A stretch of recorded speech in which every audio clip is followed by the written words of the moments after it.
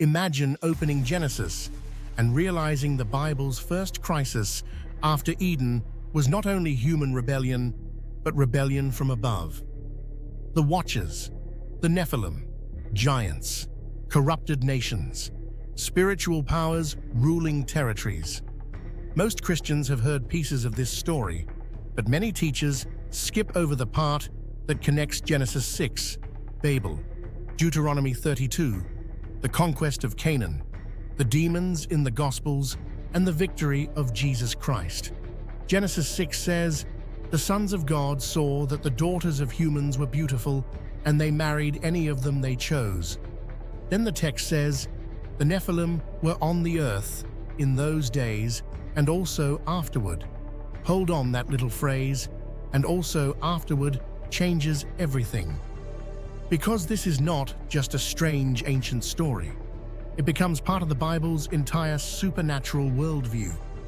The Bible begins with one God, creator of heaven and earth, but it also reveals a heavenly council, rebellious spiritual beings, territorial powers, and nations under dark influence. Scripture never gives those beings equality with God. They are created, judged, and ultimately defeated. The Deuteronomy 32 worldview gives us the framework to understand this. After Babel, God divided the nations and assigned them under lesser spiritual rulers while keeping Israel as his own portion. Deuteronomy 32 says, "When the Most High gave the nations their inheritance, he set up boundaries for the peoples according to the number of the sons of God." This means Babel was not just about language. It was a spiritual division of humanity across cosmic lines. But here's where it gets even more interesting. Genesis 6 comes before Babel, showing corruption from heavenly rebellion before the flood, while Babel shows the corruption of nations after the flood. These are not isolated events. They are layered acts of rebellion against God's authority. The first rebellion begins in Eden with the serpent. The second unfolds when heavenly beings cross boundaries. The third emerges at Babel, when humanity unites against God. Each time, God responds with both judgment and promise. In Genesis 3, he promises the serpent's defeat. In Genesis 6, he sends the flood. In Genesis 11, he scatters the nations. And in Genesis 12, he calls Abraham. That order matters more than most people realize. The call of Abraham is God's strategic answer to the nations. God says, "I will make you into a great nation, and all peoples on earth will be blessed through you." Israel is not favoritism. It is a mission. It is God reclaiming what was lost. Now look closely at Genesis 6 again. The phrase "sons of God" in Hebrew is Bene Ha-Elohim, and it often refers to heavenly beings. In Job, the sons of God present themselves before the Lord. In Job 38, they shout for joy at creation. These are not human lines of descent. These are divine council beings. So when Genesis 6 says the sons of God took human women, it describes a violation of divine boundaries. This is not romance, it is rebellion. The text says they took any of them they chose, language that reflects power and domination. The result is the Nephilim. The Hebrew term is debated, but it often carries the idea of fallen or mighty violent beings. Genesis calls them heroes of old, men of renown. But in context, this is not praise. It reflects a world descending into violence and corruption. Genesis 6 continues, "Every inclination of the thoughts of the human heart was only evil all the time." That is total collapse. Line by line, the text builds intensity. Every inclination shows no restraint. Only evil removes any mixture of good. All the time, eliminates any sense of recovery. This is not a temporary moral decline, it is systemic corruption. The flood is not an overreaction. It is a necessary intervention. But the text leaves a clue. And also, afterward. That prepares us for what comes later. When Israel approaches the Promised Land in Numbers 13, the spies report seeing the Nephilim again. They say, "We seemed like grasshoppers in our own eyes." Fear overwhelms faith. Now the story expands. The Promised Land is occupied by giant clans like the Anakim and Rephaim. This means the conquest of Canaan is not just about land ownership. It is about reclaiming territory from deep corruption. The geography becomes theological. Bashan, for example, is associated with giant kings like Og and later with darkness and death imagery. These are not random details. They are part of a cosmic map. Israel is stepping into contested ground, not just physically, but spiritually. This connects directly to Deuteronomy 32 and the division of nations under spiritual powers. But hold on. This next detail changes everything. The Bible never presents these powers as equal to God. Psalm 82 shows God standing in the divine council, judging the gods. He says, "You are gods, but you will die like mere mortals." This is divine courtroom language. God is not threatened. He is pronouncing judgment. The Watcher's rebellion explains corruption before the flood. Babel explains the scattering of nations. Psalm 82 explains why those nations remain under judgment. The prophets then declare that one day God will reclaim those nations under his rule. Isaiah says the nations will stream to the mountain of the Lord. Daniel sees empires rise and fall, but ultimately gives way to the Son of Man, receiving everlasting dominion. Psalm 2 declares that the Messiah will inherit the nations. Psalm 110 shows him ruling in the midst of his enemies. This story is moving forward with purpose. Now return to Genesis 6 again. The sons of God saw and took, echoing Eve in Genesis 3. In both cases, desire leads to disobedience.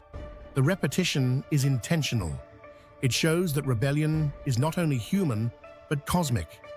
2 Peter 2 and Jude confirm this understanding. They describe angels who sinned, abandoned their proper domain, and are now held in chains awaiting judgment. Jude specifically links this to sexual immorality and boundary violation. These New Testament passages reveal how early believers understood Genesis 6. This was not merely symbolic, it was a real rebellion in the unseen realm. And this matters because it shows how deeply sin has affected creation. Sin is not only breaking rules, it is rejecting God's order and authority at every level. But here's where it gets even more interesting. When Israel reaches the land and sees giants, their failure is not about military strength, but spiritual trust. They forget who God is. The question was never about the size of the giants. The question was whether they trusted Yahweh's power. That same question applies today. When we face fear, oppression, or spiritual struggle, the issue is not how big the problem is. The issue is whether we believe Christ has authority over it. That is the heart of faith. Now consider Jesus. When he speaks of building his church, he says, "The gates of Hades will not overcome it." Gates are defensive, not offensive. Jesus is describing an advancing kingdom. He is not protecting territory, he is taking it back. When he sends out the 70, a number reflecting the nations, they return with authority over demons.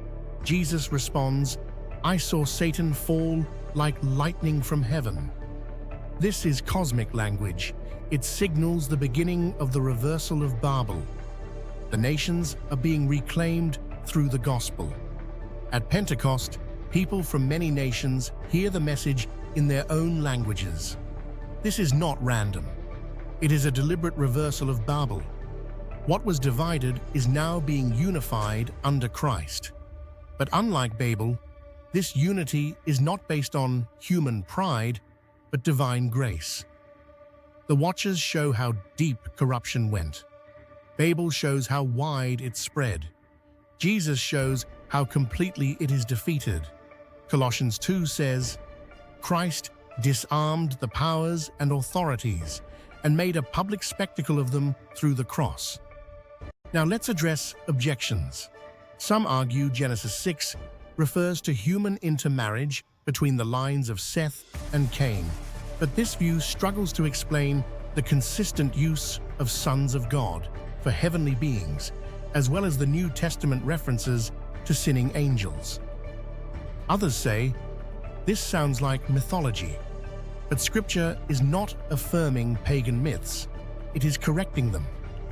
It reframes those ideas under God's authority. The Bible does not borrow truth from myth. It exposes false narratives and reveals the true spiritual reality behind them. So why does this matter for your life today?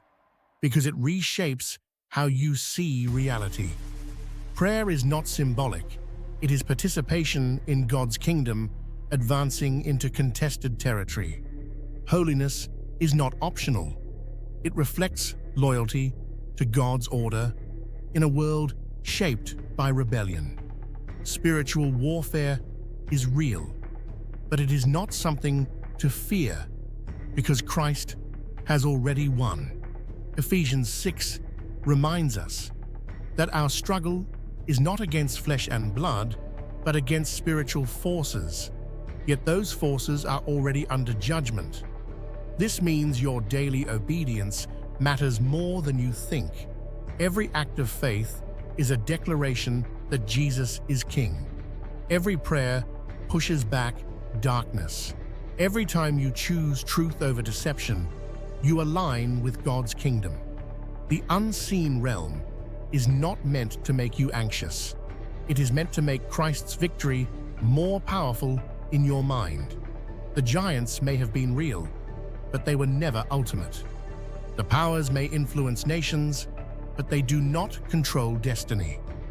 So here are the 6 biggest insights. First, Genesis 6 reveals a heavenly rebellion that corrupted humanity. Second, the Nephilim connect pre-flood corruption to later giant clans.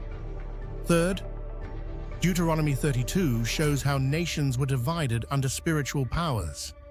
Fourth, the conquest of Canaan reflects spiritual geography. Fifth, Jesus reverses Babel and defeats the powers. Sixth, the unseen realm highlights Christ's supremacy, not fear. The giant secret most teachers skip is not just about giants, it is about the scope of redemption. When the giants look big, remember, the empty tomb is bigger. When the powers seem loud, remember Christ has already disarmed them. When the world feels dark, remember the nations are not lost forever, because the Lamb will receive the worship of every people and nation. If this opened your eyes to the Bible's supernatural story, stay with this journey, because next we go deeper into the prince of this world and the question that defines history: who really rules the nations? And don't miss what comes next. Watch the Watchers. Heaven's fallen sentinels, the Bible almost hid, where we uncover the ancient rebellion that shaped the world you live in today.